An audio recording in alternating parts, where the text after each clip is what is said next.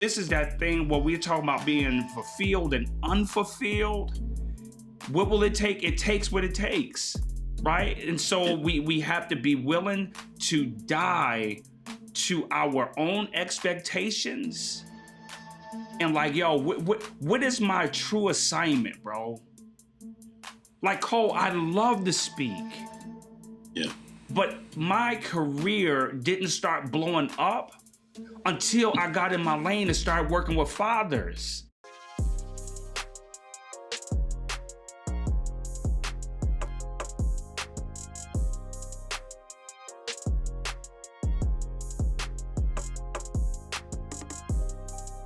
What up? What's up, Sean, man? We are here once again, man. It's a new week. I don't know what episode, but listen, it's a new episode of Father's Heart podcast with Cole and Sean.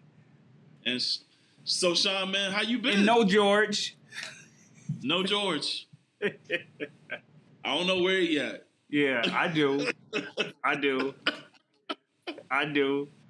But we gonna leave it alone. What's poppin', man? Look, man, I'm here. It's a Thursday night. I'm tired, but I'm here, man. Just been extremely busy, overworked, overwhelmed, all the things that come with it, but still showing up with a smile, man. That's what I'm talking about. Yo, yeah. Is it? I ain't dropping that. We ain't dropping that, Sean. Yeah, that's what I said. That's what I said. You know what I mean? Hey, that's why I stuttered getting it out to know if we don't be put my business on the street, bro. If we can't, but no. Hey, all I gotta say is congrats. You know what I mean? You know what I mean? That's it. So everybody, you know what I mean? You can put in the comment section, congrats, Cole. That's what you can say. Yeah. Just congrats. Yeah.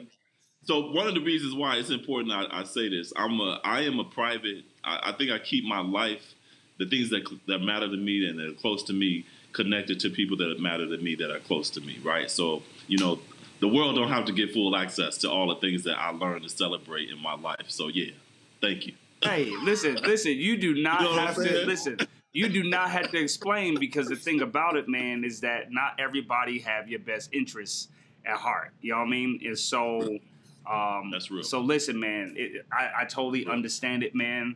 I'm just honored to be able to know. So you consider me friend. That's what's up, man. So listen, man, I think we got a great topic tonight, man. Yes, talk to me. You know, it was on my heart. Well, one of the things before we even tap into that, I'm mad excited to be able to announce this is something that we can do publicly. Is that Facebook now allows us, like for real, allows us to get stars, right? Allow our audience to support the work that we do. Everybody know that we work with fathers, we work with families, we work with men, strengthening them, right? You know, helping them in all aspects of life. And so I was definitely excited when Ken, my main man Ken, was like, hey, Facebook is now giving you guys the ability to collect stars. You guys been consistent. You have a great audience. People are rocking with you guys. So they want to allow the people to be able to support us further, man. So, I'm excited about that. I'm not going to blow the horn because they told me I can't blow the horn this week because they don't like my little whistles and all that. I'm going to get some new. We gotta upgrade. So what you're telling me, Sean, is all the people got to do is, you know, shoot us out a star. All they got to do is just shoot us out a star, man, and they will support us. It will be converted into finances, and it will be able to be a blessing to us for us to further our mission and do the work that we do. So I'm super excited, man. I'm super excited. And, you know, I think it's safe to say, man, we talked this week, Cole, about 2 upcoming events. And, I'm mad excited, bro. I'm mad excited about doing it. Because this is women's, what did you call it? This is Women's History Month? Yes. See, this is new to me. I didn't even know. I mean, the idea just came to me. And so it came to me during Women's History Month. So I am definitely Cole and I with collaboration with Comic Book Store here in Flint, Michigan, and George is going to be with us. Already secured Miss Jordan Anise, who is going to be in the building. Powerful woman, and then we have a special person. We're not going to announce them just yet. Let's just say, Okay. we got some stuff cooking. But what we are doing, man, we are a Father's Heart podcast is going to put an event together for a small amount of single moms raising boys.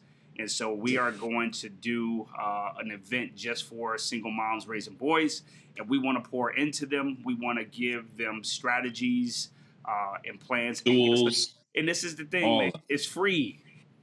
It's free. Yeah. It's free to them, right? And so Yeah. we want it. It's going to be a small, intimate group, about 25 moms. We want to serve them brunch. It's gonna be fire. So April 2nd, and then we're gonna follow up. We're gonna do it in Grand Rapids, Michigan, the following month in May, and then we'll be in Detroit in July. Detroit? So yes, we're going to Detroit. That's gonna be our third stop, man. Where we're gonna put these symposiums together. And I love it, man. It's called Raising Kings, and that's what we're gonna help these women. Mr. Marshall, what's good, baby? We gotta have you back on, man. You wrecked, the audience when you was on, man. So you definitely wrecked us in the good way. Yes, sir. Yes, sir. I'm excited about this, right? Because we get to do something that I think is really important. We do a lot of work around supporting fathers. We talk about how to engage fathers, how to support fathers, how to empower fathers.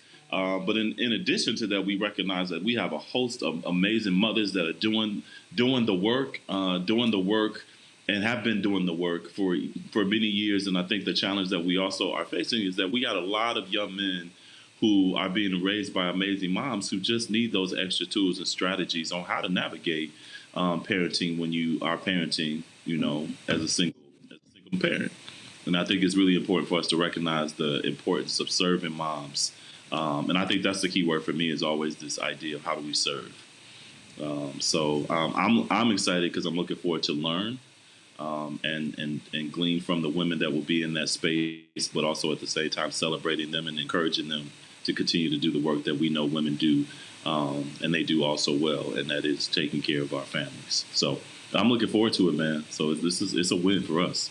Yeah, man. And the crazy thing about it, man, why this is important, bro, it's important because we focus so much on the fathers and reunification. And I'm not going to say we, I'm going to say it as a collective, because I know you and I are very intentional about the whole family, right? Like our focus is the men, but we do strongly consider the women. But it's really important, as much as we are trying to help fathers to get back in, some of these moms, dad is not coming, right? Yeah. Sometimes he may not come back. And so I want to make sure that we don't leave them out, those moms out, where they're left to raise these boys on their own and do the best that they know how to do, and do an incredible job. But just like, I just need a little bit of help. I just need a little bit of, support, some tweaks. And so I'm just excited to be in the building, man, to be able to pour into them, to be able to support them, and tell them what's going through their little boys' noggins. You know what I mean? Like, this is what you can do. When he says this, like, this is how you can respond, right? Let's stay away from these words. What's up, Ms. Poole? Glad you're in the building. You always rocking out with us. My main man, Mike. What up, Anthony Bolin? Good to see you, man. So yeah, Cole, let's chop it up, man. So the topic tonight, man, is that we wanted to talk about, like, when men are feeling unfulfilled. And when I was thinking about this topic, bro, I was thinking about it from the aspect of, like, how do men respond when they are unfulfilled, right? And you can take it from, because I want to be able to tap it in from multiple angles, but two of the angles that I want to bring up initially are when they are Okay. unfulfilled in intimate relationships, you know, those relationship with a significant other, and when they are feeling unfulfilled in their career, right? Like Man. what happens to many of these guys when they are unfulfilled in their careers and when they are unfulfilled in relationships? Something happens. Like for Yeah. real, something happens. And there's a lot of men right now walking around and are extremely unfulfilled. Ask me how I know. Yeah. So, man, I'm gonna ask you, bro. How you know? How you know Be- there's men be- walking around unfulfilled? because I get so many inboxes. I get a Mm. lot of inboxes. And the crazy thing about it is that some of the inboxes you know, and this is no, and I would never disclose anybody, and you know, and I want to honor those individuals who trust me enough Right. and humble enough to disclose, like, all right, bro, yeah, I need your help, right? They're Yeah. not going to do it in public, but they trust me enough to be able to do that. But several individuals be in my inbox, man, struggling, especially right now in relationships, man, Yeah. like not Yeah. knowing how to navigate the space in their relationships, bro. Like just going through the motions, right? Just existing, just in a partnership. Like, yo, we've been in this thing for a minute and they going through the motions. And, you know, and my thing is I'm always challenging them to look beyond what they currently see. And when we peel back all of the layers, a lot of times, man, it was unmet expectations and a lack of communication and like a lot of things said that can't be taken back. So, can I ask this question? Are those expectations, are those centered around self? You know, kind of creating these expectations of self that didn't align, or these expectations that are created outside of self. I think From yeah, but when we get to the root of it, it's both. It's Yeah. both, right? Is both of like this is where I believe I should be at this level in my career. This is what my relationship should look like. I'm looking at people on Facebook, um, and I'm comparing myself, right? They're not saying that, but unconsciously they comparing themselves and what they have against other people's highlight reel. Yeah. When they got married or when they was in a relationship, they had an expectation of what was going to take place. One of the things that my wife told me early on, bro, when we got married, when we were going through one of our intense fellowship moments, right? And coming back to a place of reconciliation, she shared with me is that she thought when we got married, like for real, because she's a fairy tale girl. You know, she Right. likes that whole like the Pocahontas and the Cinderella. Like that is her. She loves that. She like be on her little Ariel up in here. You know what I mean? She'd I be know she on that. probably like. You know what I mean? That's not. I know she like. I know that's not a true depiction of me. Yo, listen, my daughters will tell you she love her Disney stuff. Really? Like, oh yes, she loves that. You know what I Okay, mean? And so so ladies, her thing was when we got married, she really thought, and I ain't gonna say she really thought, but she said to yeah. me, it's not the, all of this glitter and I was gonna feel different and all this stuff was gonna take place. But I was Mm, just the same old Sean. And she was the same mm, old Leah. You know what I mean? And we was wow. happy. You know what I mean? But her expectation was like, yo, something was supposed to shift there. Yeah. Yeah. Yeah. And so many Well, people have relationships like that, man, is that it didn't take the shift and it didn't, what they thought was going to happen didn't happen, Cole. And now they like, what next? well, I think something you said is really important that men don't typically do a lot unless they feel safe is reach out and ask for help. You know, so the fact that you got people blowing up your inbox just saying, "Hey, Sean, I need some wisdom. I need some advice. I'm doing this, but it's not moving in the way it moving. I've taken this step, and I feel like I'm 10 steps back. You know, how can you assist? How can you help?" And part of my conversation too for you to explore is when those messages come in, man. How do you assign? How do you differentiate who gets this time and who gets this advice? And like, because I think to myself too, that's a lot of weight to carry too, as a person that is in the forefront of this kind of work and being considered the person that people can go to and talk to and get advice and wisdom from. So how do you move in those spaces to be able to provide that level of support in a real tangible way that people walk out feeling like, okay, I can take this stuff on. Yeah. So two things before I even say that.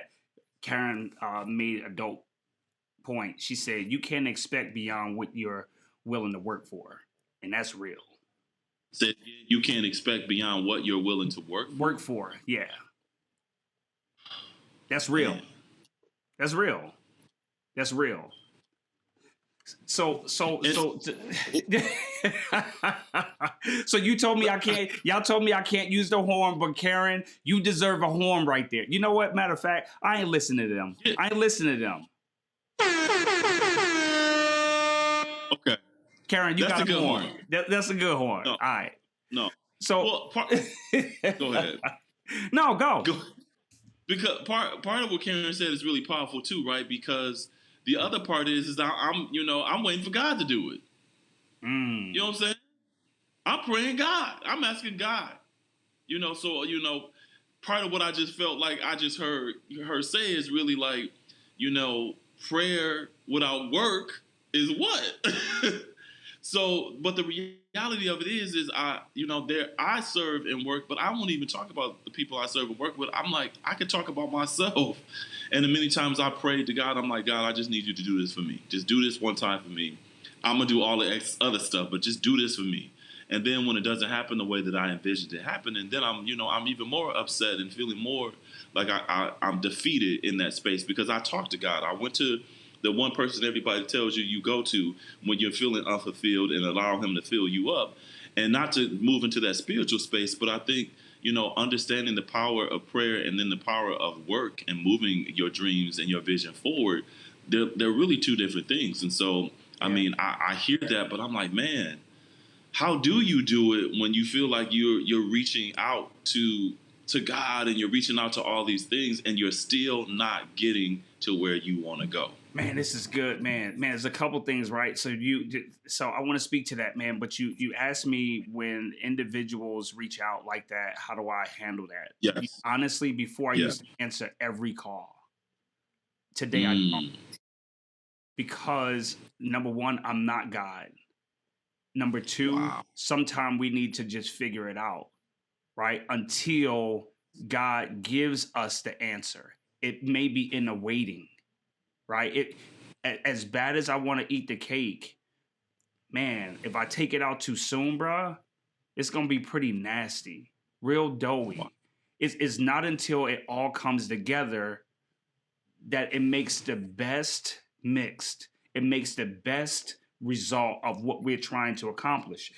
And I realized, bro, that I'm not God. Last night I came home, man. We went on the retreat, my cousins and my sister and all of them, and we named it How to Stay Married, right? And it was like 12 of us, like a whole bunch of couples. We were there. And my brother-in-law made this statement on one of the evenings when we were talking. He was saying about his mother and father, that his father, when he came home, and it was a metaphor, but he said when his father came home, that his mother always gave him a lap to lay on. Always gave him a lap. And so what he was saying is that sometimes, especially as men, we want to come to a home where we can lay our heads on our significant other lap and just rest, right? Where we don't want to be matched with, other just other rage or whatever, just a safe place. And I tell you, yesterday was a long day for me. I came in the house, bro, and I did just that. My wife was working. She was talking to my daughter. I went past everybody. like a big baby, bro. I pulled her seat out from where she was working on the laptop, turned her around, got on my knees, put my head on her lap, and just laid there, bro. And all she did was rub my back, rub my head, and that right there gave me comfort. She didn't have to say anything. She didn't have to tell me, baby, it's gonna be all right. She allowed me to come home because I was stressed from the day that I had. So when I came home, even though there was stuff that I was supposed to do that I didn't get done yet, still stuff. I told you, I still got some stuff to do, and she know that I need to get it done. She know my blind spots, but at that moment, she saw that I just needed a safe place to land. And when I lay down, bro, she rejuvenated me. I'm like, I needed it right in front of my kids. Like, yo, this is what your dad need right now, because I'm just a little bit overwhelmed. And so that's why I can't answer every call. That's why I don't respond to every text. That's why I don't respond to every inbox. I can't take every message. As much as I would want the money, as much as I would want all of these things, but I had to learn how to prioritize, and I'm still learning how to prioritize. Because if I don't, I won't have anything to give, Cole. And then I would start feeling unfulfilled, that it's everybody else's fault. It's them, it's that. So if I just shrink stuff down to where I'm focusing on what's the main thing, then my focus begins to shift, man. And I'm just talking about me personally. Right, right. But you just did something I've never heard a man talk out loud about doing. Is going to the source of his energy and being completely vulnerable enough where you're having something where you're in an intimate space, but you're doing it all in front of your children, where they get to see you vulnerable, and just I need to be nurtured, and I think that's really interesting. I've never heard of that, nor have I ever in my lived experience in life ever seen that happen. So I've never seen a man enter his home and fall to his knees and lie on the love of his life and allow her to simply nurture him in the moment. I've never seen that. And so I think to myself, how does a man know that he can go into this space with a woman that it doesn't always have to equate to her body and sex, to go and say, I need to be vulnerable, I need to be nurtured, I need to be held, I need to be loved, I need to be cared for, in a very simple way through touch, so you can be healed and continue to do the work that you need to do. I've never heard of that. Yeah. I've never seen it. And maybe that's what married men do. But yeah. I know a lot of married men, and I don't know that they're doing that. And I think a lot, I think married men are doing it, just men, period, are doing it, and they do it their own way, right? So break that down. Break that down, because we're talking about unfulfilled men. And if they're doing that, then why are they not fulfilled? Yeah, and so my thing is, man, is that I believe that a lot of men are doing it, and they are rejecting or not allowing their significant other to grow into a response, right? So if they're not allowing them, like my wife had to grow into that, right? Like we had to learn what the other person, because if she would have focused on me not finishing my task, and she wouldn't have been available for what I needed at that moment, because she'd have been so focused on, Sean, you didn't do A, B, C, and D. And she knows I did. Go ahead, please. So, Sean, that's important to say, right? Because some viewer might watch this tonight and go home, lay on his woman, do all the things you just described, and then she do all the rah, rah, rah, and he like, well, dang, I'm not getting what I need.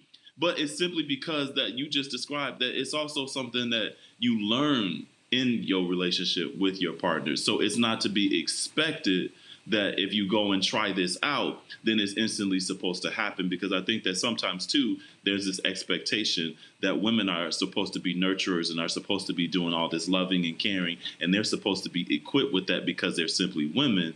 But that doesn't necessarily mean because you're a woman, you're equipped to move in that kind of nurturing experience with another man, especially if you come from experiences where men have harmed you.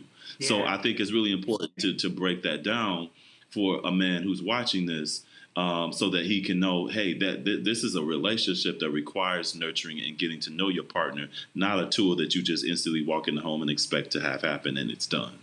Jelani, what up, man? Good to see you, baby. Good to see you, brother. But yeah, Cole, I mean, what we have now, and I tell people, is that we didn't always have what we have, bro. I was working with a couple yesterday, right? I was working with a couple yesterday, and I don't do a lot of those. I don't do a lot of marriage counseling, none of that type. I don't do it, right? And so this one was more of a co-parenting session that I did. And my focus was like they wanted to come and bring all of the issues, right? They wanted to bring all of the issues and, he not understanding, she not under, they wanted to bring all of that. And I wrecked them in a good way. And what I said to them, tell me what's working. Oof. And boy, were they struggling. But I said, I said, we can't get to what's not working until we discover what's working. And bro, we spent 90% of our time focusing on what's working. And when they realized that it was only like that much that wasn't working. And I'm like, man, you guys been focusing on this little bit right here that's not working when all of this over here is working. And I'm like, yo, you discover, I didn't do anything. I didn't counsel you, none of that. All I did was ask you the questions. And they discovered like, yo, we're a lot further and closer than we really thought we were. And so I was just showing them how they can support the other person, because at the core, they wanted what was great for the other person. Both of them did. And they both don't like conflict. But what happened, they will see that person at their worst when the other person wasn't being their true, authentic self. Yeah. And that's all they could focus on, right? And so I got to go back to where I just point out that piece last night is that my wife could have focused on what I didn't do, man. But she met me right where I was and what I needed, still held me accountable. But she knew what I needed. And so my thing is as much as I do feel fulfilled in my relationship and in my career, there's moments when I'm overwhelmed and I'm questioning. But when I look at it, that happens, Cole, when I'm not in my rightful place, bro. And I'm just talking about me personally. When I'm not praying in the morning, when I'm not meditating, when I'm not taking in the right information, when I'm distracted by television, distracted by stuff that is not helping me grow from the inside out, that's when I start getting overwhelmed. That's when I start questioning, is when I get away from the thing that got me here. And I think that's a core central universal experience too, Sean, because I think men in general too, I think it's easy sometimes to move into that space where you become overwhelmed. But I think, again, if we're not talking about the fact that men do get overwhelmed, and that men do struggle, and that men aren't always as strong as it's been identified that men ought to be, then you can really begin to move away from the prisons that lock you into those kinds of ideologies. So you can be yourself, and you can be overwhelmed and still feel like, okay, I can still achieve it. And so one of the things I think is important too is to allow men to have spaces where they can be safe, but also in that the opportunity to really do a self-assessment, like constantly assessing myself in terms of like my feelings and my emotions and how I'm feeling today. We're grounding Yep. ourselves in these practices that allow us to kind of stay focused. And if you have to, move off the path, that's also really important too, because sometimes, you can have this strong laser focus and it be a focus that you're really not really interested in, but you're doing it because it's all the things that people tell you ought to be Yes. doing. Yes. So I think it's powerful for men to be able to have these experiences and these opportunities to not be imprisoned by the ideologies that so many people say men should and ought to be. And when they don't align with those, then there's something wrong with them. So the thing for me too is just sort of removing myself from these ideas that tell me who I should be, and then learning how to accept and grow within my own self. But that's a process too. Man, Quentin said a strategic negative 2% can easily destroy 98% because of our negative experiences can take us to places that we thought we overcame, and that's so real, man. That's so That's real. That's so real. real. That's so Yeah. real, man. Is that we can allow those negative things to become so big that we forget and don't see the beauty or the potential of the very thing that's there. Like upstairs, my wife, she somebody gave her some tulips or gave her some type of flower, right? Um, and it's upstairs, right? It's in our kitchen. When they first gave it to us, beautiful, bruh. And so me not knowing anything about this plant, when it started dying, my thing was like, yo, throw it away, get rid of it. My mother-in-law Yeah. is like, no, you don't throw those away. They Yeah. are annuals. You save the bulbs and you plant them and they come back every year Mm. during a certain time and they get more beautiful, but you don't throw them away. Right. And so the thing about it is that we have to see the potential in our partners and not just throw them away because we see some of their flaws. It's a process to get them back to the place. Like they used to spend time with you. They used to, tell you all of these wonderful things. They used to be paid. They used to be all of these things. But what happened, just like that plant, bro, life happens and it gets in a different environment.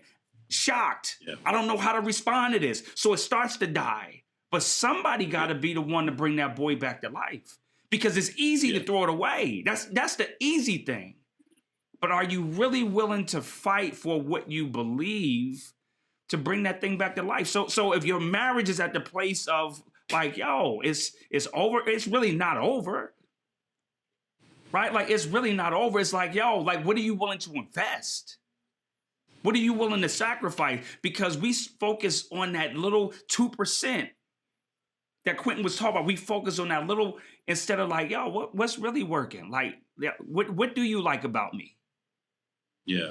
Right? But in addition to that too, Sean, it's hard to give you what I ain't got, or it's hard to give you what I don't give to myself. So Come on, maybe it's man. not the what I don't got, but it's hard to give you what I haven't practiced on myself. Man. And I think I worked with a group of young men last night, and these are all 17 and under guys. And one of the questions I asked them was around, have you heard of the words of self love? And I was like, can you? And so when I gave the definition of self love, the other question I asked, can you tell me about any adults in your life that you've seen practice self love on themselves? Mm. And so it was really difficult for them to even identify someone in their life that practices self love on themselves. And these are the adults in their lives. And it made me think to myself, well, man, when we think about the idea of having a role model, and this is someone that you pull Yeah. from their role and you model it, and you try to take some of that stuff to Yeah. absorb within yourself. But if you're surrounded by people that are modeling all of these things, and then there's an expectation that now you're supposed to do once someone identifies and tells you this is what you have to do. But if I haven't practiced it, if I haven't seen it, if I haven't tried it on, if I don't know what it feels like for myself, then it's going to be very difficult for me oftentimes to be able to give it if I've never tasted it before. Man, and so that's just like one of the lessons I've had to learn.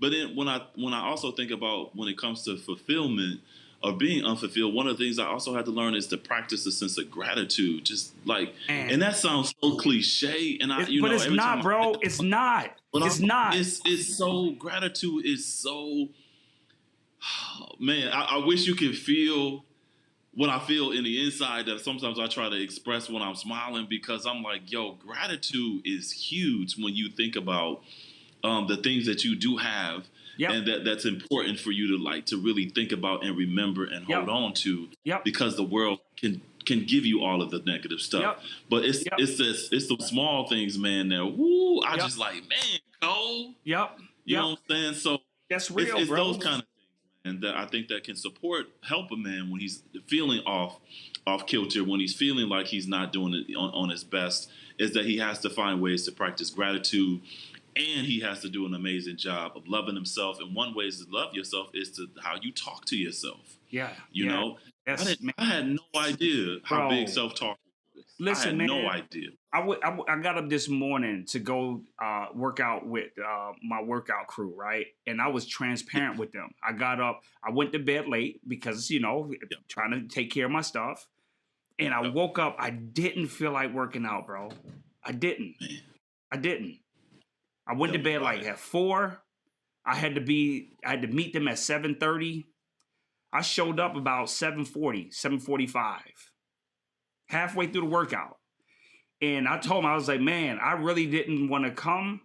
I Yeah, said, man, mental and self-talk is important because I so justified and told myself why I shouldn't work out. It wasn't my body's fault that I didn't go to bed on time. So why, Sean, you gonna make your body suffer because you yeah, didn't take care of your business? yeah, So I yeah, was trying to justify I'm sleepy, I'm tired, like, which was real, right? yeah. Which was real. But I remember a book that I was reading that says, Sean, it takes what it takes. Mm, So when you tired, what will it take for you to still do what you don't feel like doing when you tired? It takes what it takes. Whatever it takes for you to go beyond your current place of justification or quit, it will take what it take. Well, I don't have a yeah, car. Well, walk. yeah, It takes what it takes. And yeah, so this is that thing where we're talking about being fulfilled and unfulfilled. What will it take? It takes what it takes, right? And so yeah, we have to be willing to die to our own expectations and like, yo, what is my true assignment, bro? Like, Cole, I love to speak, yeah, but my career didn't start blowing up until I got in my lane and started working with fathers. I didn't want to do it. Why? Because there wasn't a whole lot of money. I'm like, yo, how they gonna pay me? I can't charge them to help them.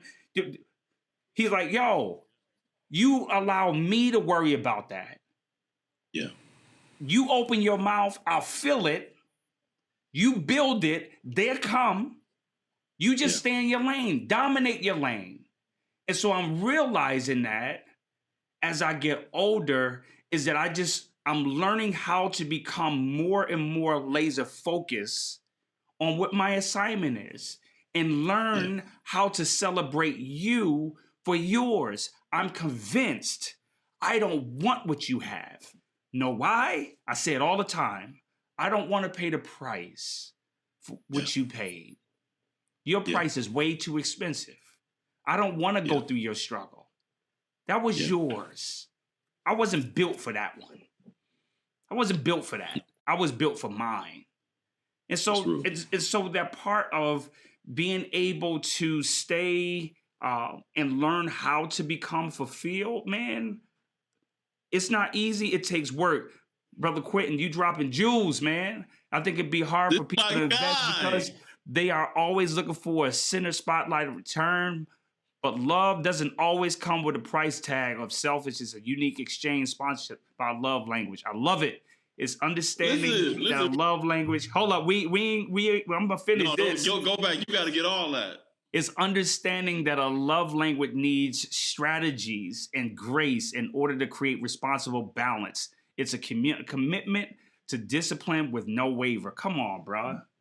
Come And on, let me man. tell you, Yo, let me Quentin, tell we gotta you, have him on the podcast. Set listen, this up. listen, let me tell you, this brother right here is what he just wrote is what I hear every morning to Come get on. myself up to get to the gym. So when you called me at the gym the other day, I was in that thing because this man it's really that. It's having accountability partner, it's having Accountability. someone who isn't going to shame you, who isn't Accountability. going to yeah, so it becomes so much more about the establishing and creating the relationship so that you can ultimately move into the space of your own self actualization in terms of how you communicate with you.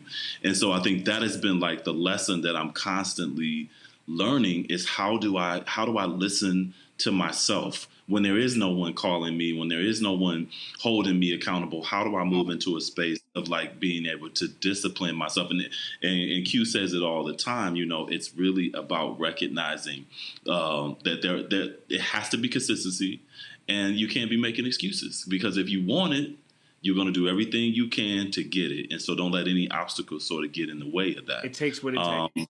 Come on. It takes what it takes, and man, that pull can be taxing. Absolutely. Absolutely. Yeah, And so taxing.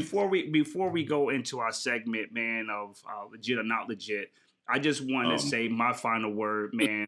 If you are feeling unfulfilled, like listen, I'll tell you that you're not the only one, right? That there's a lot of people that feel unfulfilled, but it's not a place where it has to become your home. yeah, My challenge to you is to recognize it, not to run from it, to stare it down. I remember when I was going through a bankruptcy and I had to close my store down. And I told you this before, is that the yeah. one thing that I did when the business was failing, I stopped going in consistently. Why? Because it was too Mm, painful to see less and less customers walk through those doors. My circumstance didn't change when I stayed home, but I just didn't see it. So it was a little bit easier. mm, But because I ran from it, I didn't grow. I just hit the reset button like I've always did with my years prior. And so eventually, those roosters came home, and I had to mm. learn how to become a winner. And one of the key things of me becoming a winner or starting to have more victories, I had to confront it. Yeah, Whatever yeah, was opposing me, if it was myself, it was my feelings, if it was my emotions, if it was unforgiveness, whatever it was, I had to confront it. And so my challenge to you is to confront whatever it is that's preventing you from fulfilling your God-given assignment. You have an assignment, you've been bought with a price, and only yeah. you can fulfill it. Only you. There's people waiting for you to get into position so you can help them usher into their place of greatness. Just think about this. What if I didn't show up and be on my assignment? How many fathers would not be where they are if I didn't take care of mine? If I would have said, Father, I'm not forgiving you. Wife, I'm not forgiving you. John Doe, I'm not forgiving you. That's Yeah, selfish, man. That's selfish. yeah, We have a responsibility to man. confront it. And I'll wrap us up too, just by simply saying, Please. you know what, you are not always the story that you tell yourself, Mm. and you don't always have to listen to the stories that other people have told you about yourself. You can always wake up and recreate the story. Come on, You man. are the narrator. You are the main. You are the cast. You are all of that. So I think that we can define the story. Oh, what? Got it? Bro, What? bro, come Listen, on. bro.